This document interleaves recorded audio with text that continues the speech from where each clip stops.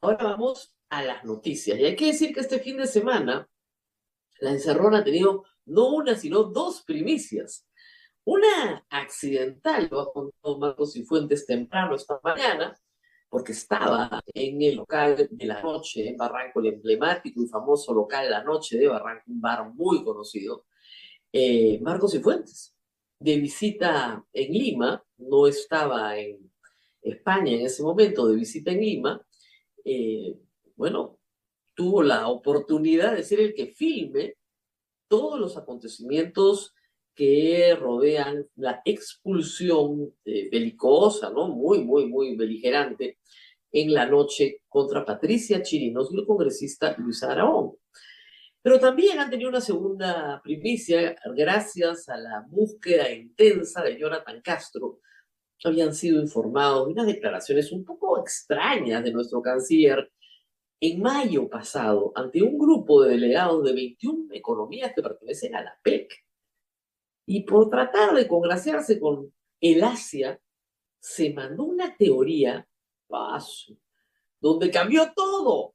¿Por qué no hay alguien que le revise los discursos antes de soltar esas rocas gigantes que caían sobre los invitados? Una cosa espantosa. Pero en fin, vamos en orden porque hay varias cosas que decir. También, por supuesto, hay información importante de los programas dominicales anoche.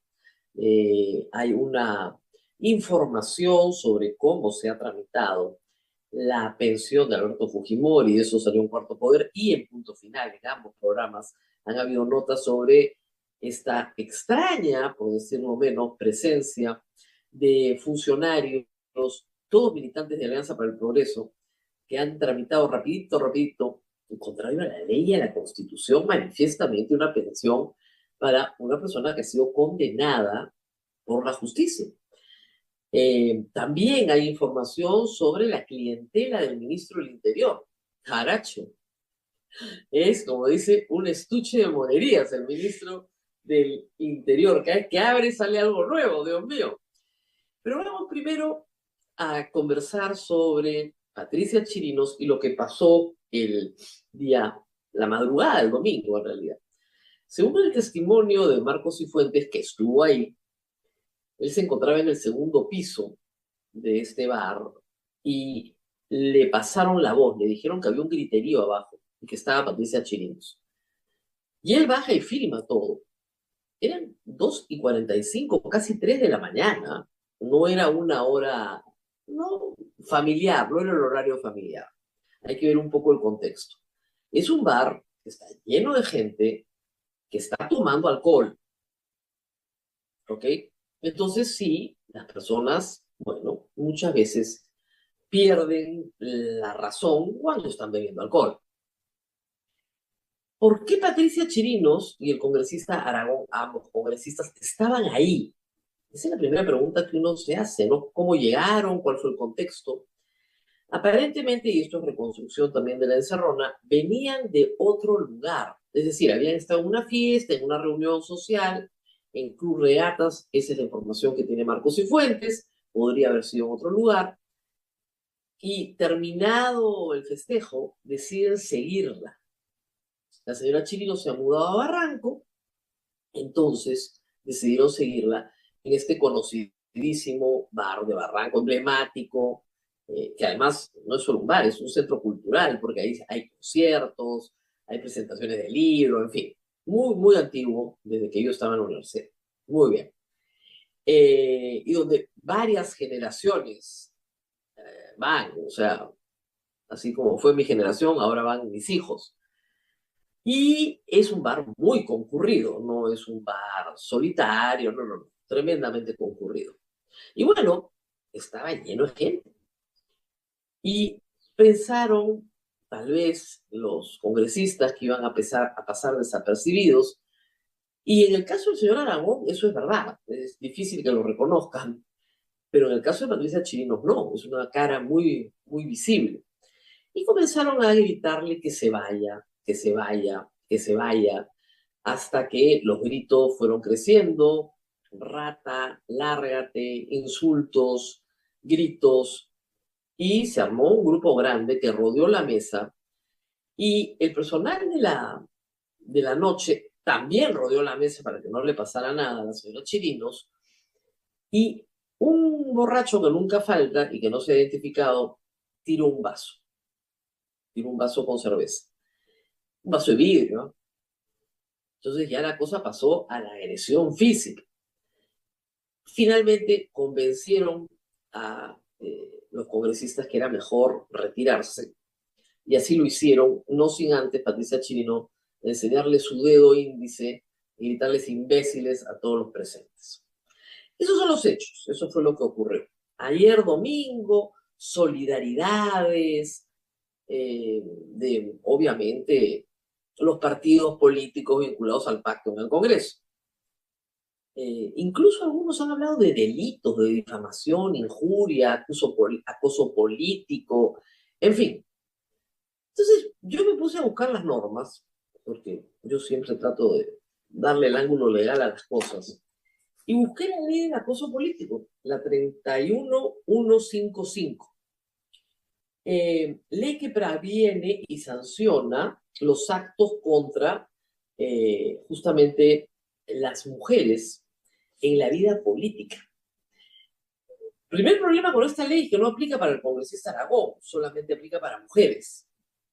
Entonces, ahí hay un problema. Y el segundo es que, además de ser mujer, tienen que desarrollarse actos que menoscaben el ejercicio de tus derechos políticos. Y eso no ocurrió en la noche. No ha habido un menoscabo del ejercicio de los derechos políticos. Hay un observatorio que ha publicado un boletín en enero del Ministerio de la Mujer y efectivamente establece que, por ejemplo, las amenazas, la difamación, sí, son actos de acoso político a mujeres que menoscaban el ejercicio de sus derechos políticos. Así que, de acuerdo a los parámetros de la ley 31155, no veo el delito por ninguna parte. Tampoco es acoso sexual, tampoco es acoso laboral. Dentro de las leyes de acoso no configura. Entonces, descartemos la parte delictiva. Pueden haber, efectivamente, faltas administrativas. La Municipalidad de Barranco ayer sacó un comunicado diciendo que estaba indagando porque no se iban a permitir este tipo de actos. Como bien ha señalado en el Cerro hoy en la mañana, cuando la presidencia fue a impedir en Barranco la presentación del libro del expresidente Sagasti, ¿qué pasó? No pasó nada. Y en mi caso particular, y eso sí, ahora voy a tener que hablar en primera persona, han habido faltas administrativas probadas, recurrentes, en el caso de la pestilencia. La pestilencia asiste a la puerta de mi casa por lo menos en 6 oportunidades, una en la puerta de Wong, son 7 actos de acoso, y en la mayoría de esas oportunidades se han presentado con megáfonos y parlantes. Hay una ordenanza de la Municipalidad de Miraflores que prohíbe el uso de megáfonos y parlantes en la vía pública y establece como multa, sanción administrativa, una OIT y el decomiso de los equipos de manera inmediata. La alcaldesa de Barranco, que es de Renovación, igual que Canales, que es de Renovación en Miraflores, debe tener alguna ordenanza que regule esto, pero en mi caso concreto, el señor alcalde de Miraflores jamás la ha hecho cumplir.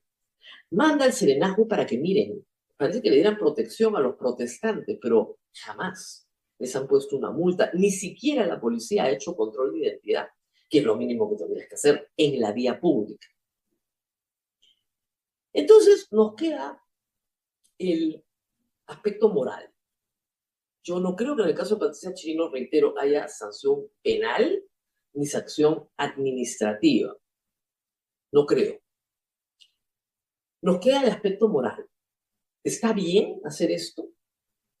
Y mi respuesta, que es muy particular, es no, a mí no me gustan los linchamientos públicos.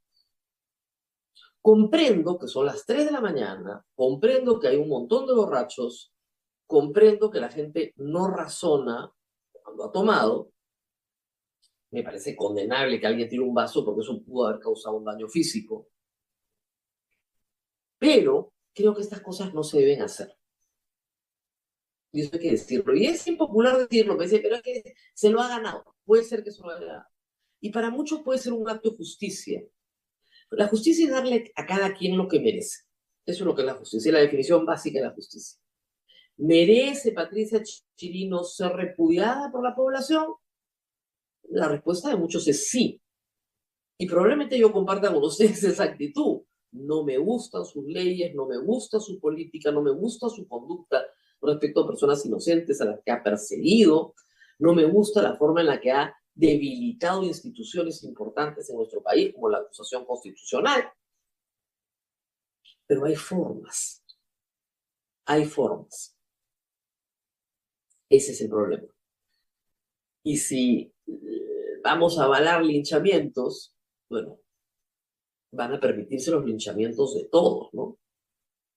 Sin embargo, sí cabe hacer diferencias.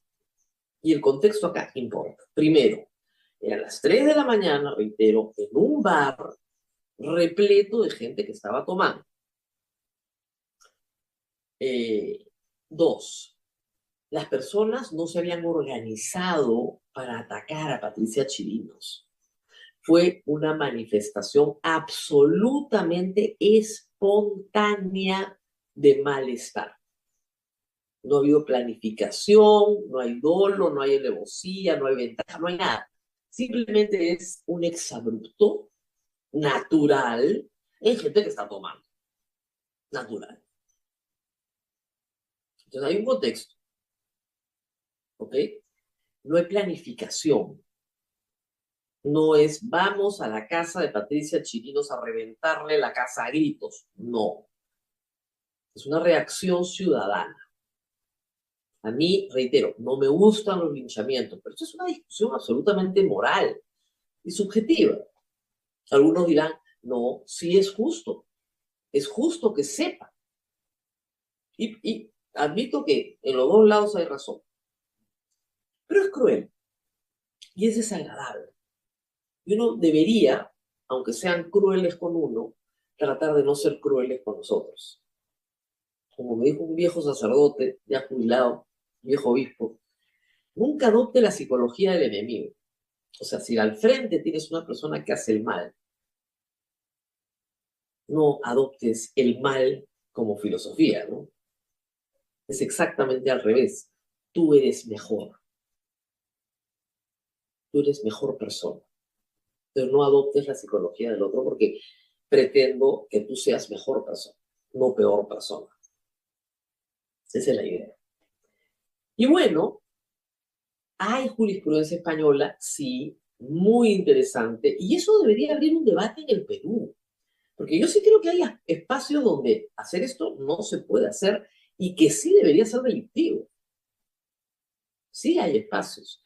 En España, a raíz de jurisprudencia, se ha establecido una diferencia entre el escrache, que es una palabra que viene de Argentina. Scratch es como rasguñar, ¿no? Yo voy, no te daño, ¿no? Te rasguño, digamos, o sea, te ataco, ¿no? Pero sin violencia física. Una diferencia entre el escrache y lo que es acoso. El escrache sí está permitido como acto de protesta, pero el acoso no. Y distinguen varias situaciones. La primera es que la protesta solo es válida cuando se da contra un funcionario público que tiene que rendir cuentas a la ciudadanía. Entonces, bajo el paradigma, digamos, de la jurisprudencia española, a mí no me pueden atacar. Empezamos por ahí. Y eso tiene sentido.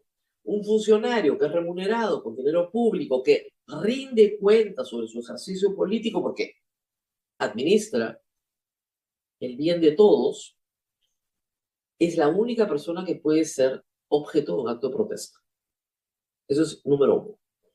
Número dos, sí puedes visitar su domicilio o su lugar de trabajo, pero no tienes que protestar contra esta persona en su calidad de persona, sino tienes que protestar contra ella por las políticas que está realizando. El caso específico en España tenía que ver con una protesta por una ley de hipotecas, ¿ok? Una protesta muy concreta sobre una ley de hipotecas. Ahí no había ningún problema. Pero tú no puedes ir a la casa de una persona y gritarle, eres una chancha de mierda. ¿Se dan cuenta de la diferencia? Y que la colectividad que vaya a realizar esta protesta tenga representación. Era también lo que decían, que sea una colectividad que representa, no sé, la defensa de los derechos humanos. Entonces vamos y protestamos. Y la cuarta condición es que sea breve, 20 minutos, o sea, muy breve. Hace sentir tu presencia, punto. No es sistemáticamente todos los días una planificación para que una persona no pueda vivir en su hogar. O sea, digamos que 7 veces, ustedes entenderán que es bastante. Entonces, sí creo que hay un espacio para discutir este tipo de protestas. Que se proteste contra un funcionario público, sí, por supuesto que sí, sin duda. Que se proteste por sus actos políticos y por sus políticas públicas, por las leyes, sí, sin duda. No en términos personales. La señora Patricia Chino, con su vida privada, puede hacer lo que quiera. Puede estar a las 3 de la mañana con el congresista Aragón, son problemas de ellos dos. Pero tiene que ser un asunto de carácter público, la razón de la molestia. Y tiene que haber un elemento de espontaneidad, no un acoso planificado que todos los días o todas las semanas o cada 2 semanas vas a reventarle la vida a la señora y a sus vecinos. ¿Saben qué?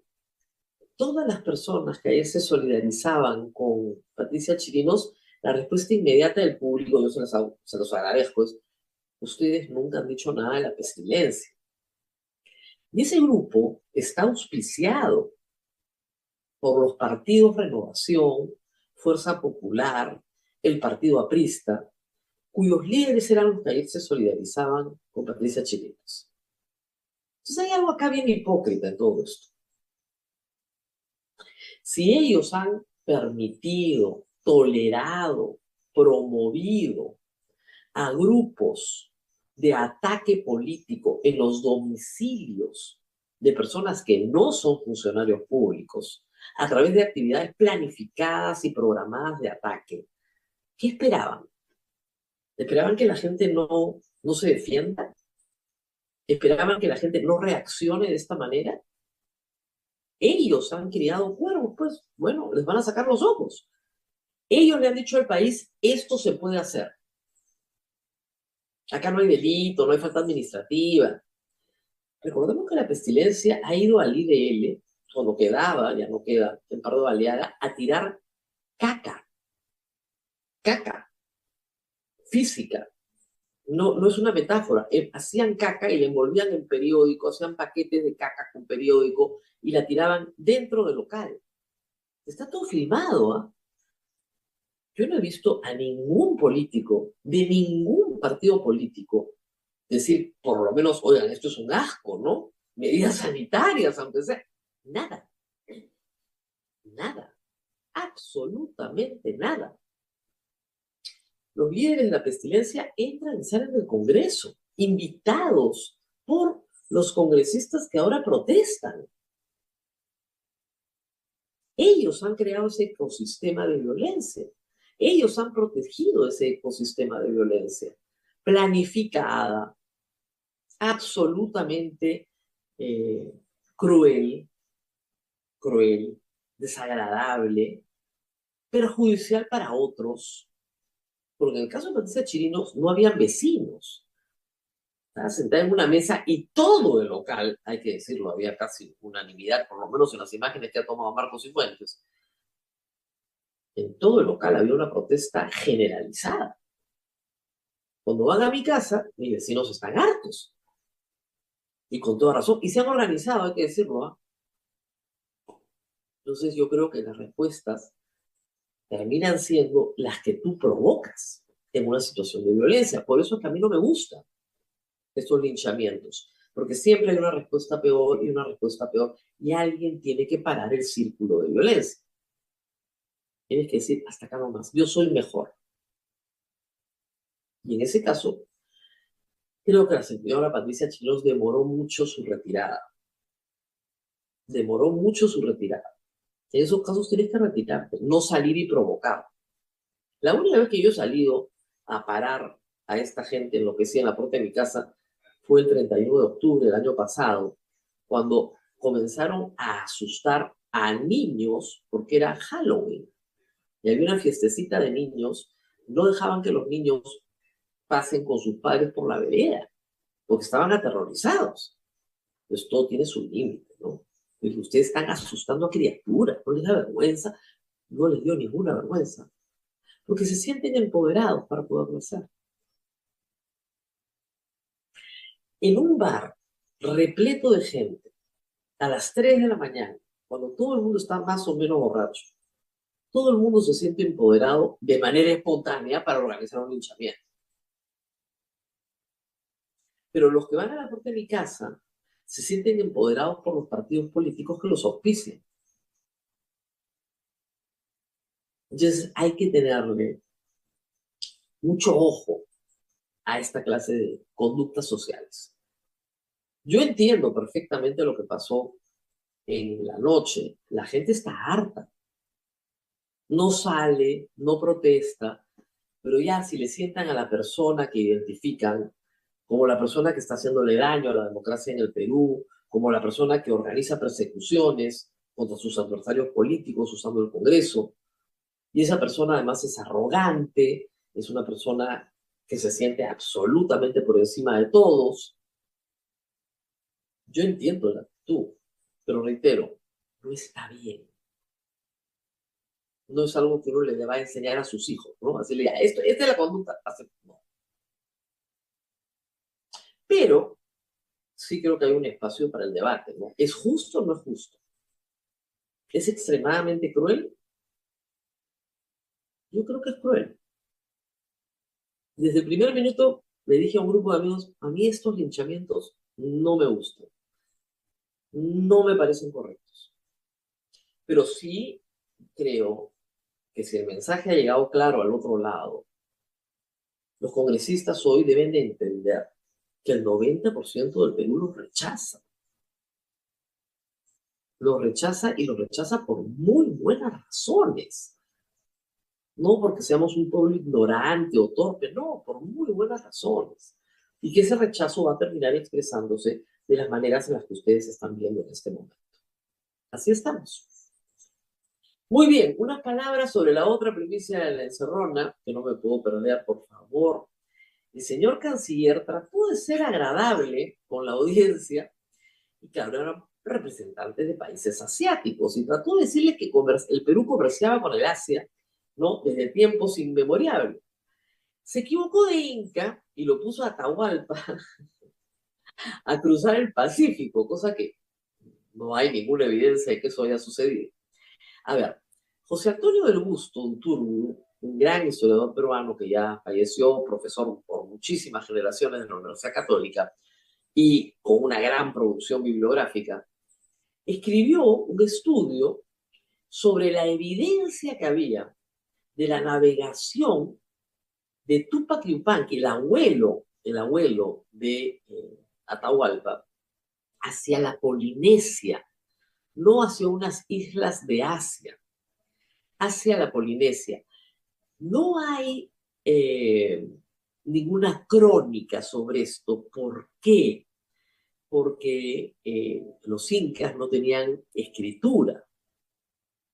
Entonces todo se basa en vestigios, en cosas que hay aquí y hay al otro lado, en palabras, en tradición oral recogida cuando llegan los españoles, pero no hay una crónica inca que narre estos hechos. Por lo tanto, está en nivel de teoría, en nivel de hipótesis. ¿Es posible? Es perfectamente posible. Si fueron 2.000 hombres o 15.000 hombres, hay diferencia. Bueno, también el ministro dijo que eran 15.000 hombres, 15.000 guerreros que cruzaban el Océano Pacífico hasta Asia, ¿no? Un poquito lejos. Y dos, no fue hace 250 años. Y menos Atahualpa, pues. Atahualpa, 250 años antes de que llegaran los españoles. No, los españoles ejecutan a Atahualpa, no hace 250 años, ¿no? Estaría viejísimo cuando llegaron los españoles. Hizo un enredo. Y las balsas no se llaman totoritas. Totoritas es una playa que seguramente el señor ministro conoce al sur de Lima. Se llaman caballos de totora o caballitos de totora, las embarcaciones que se usan al norte del Perú, ¿no es cierto? Trujillo, caballos de totora, no totoritas, ¿ok? Sí es verdad que Thor Heyerdahl, un expedicionario caminado, hizo una expedición que sale del Callao para probar que era posible navegar con instrumentos muy básicos, casi sin instrumentos, solamente llevados por la corriente y llegar a Polinesia. Y lo probó. Se demoraron 3 o 4 meses en cruzar el océano y lo probaron. Y se hicieron las balsas, efectivamente, con totora, unas balsas enormes, se hicieron con tejedores de totora en el Perú, para probar que se podía cruzar en embarcaciones de totora, no en caballitos de totora donde los guerreros comerciaban con los aceites. Hizo un pan con mango el hombre, un sancochado, pero de aquello, o sea, qué horror. Esta información la recibió la Encerrona hace tiempo, pero no habían tenido la oportunidad de conseguir el video. Y buscando, Jonathan Castro lo consiguió, lo publicó este fin de semana. Es de mayo de este año. Nuestro canciller tiene que tener más cuidado en su entusiasmo. Y además, cuando uno inventa, termina patinando. Algo sabría del tema, entonces por eso se le mezclaron los incas, se le mezclaron los lugares, se le mezclaron las totoritas, se le mezclaron el número de guerreros, se le mezcló todo. Hizo un pastiche que terminó francamente mal. Sería bueno que le aclare a los países amigos cómo son las cosas y reitero que esta es una teoría que no podríamos terminar de probar. ¿Tiene verosimilitud? Sí. ¿Es posible cruzar el Pacífico? Sí, se probó que era posible cruzar el Pacífico. Pero hay un montón de hechos que no están corroborados, ¿no? Si es que efectivamente fue un inca o no el que cruza, por ejemplo, ¿no?